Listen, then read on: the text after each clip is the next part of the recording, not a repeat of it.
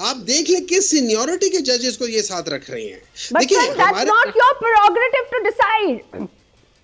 It is not our prerogative. No, it's not. I mean, like इसी तरह के वो कल सेनेट की कार्रवाइयों में बात करना शुरू कर जाएं, आपकी पार्लियामेंट की करारदादों में बात करना शुरू हो जाएं, आपके ऊपर बात करना शुरू हो जाएं। I think it's very unfair कि इस सिचुएशन में so the what is the भूख हड़ताल for? मुझे खाली ये बता दे, the भूख हड़ताल is going to be a pressure tactic so that Chief Justice Qazi Faiz Issa साहब should just like separate himself from those benches. बस ये मकसद है।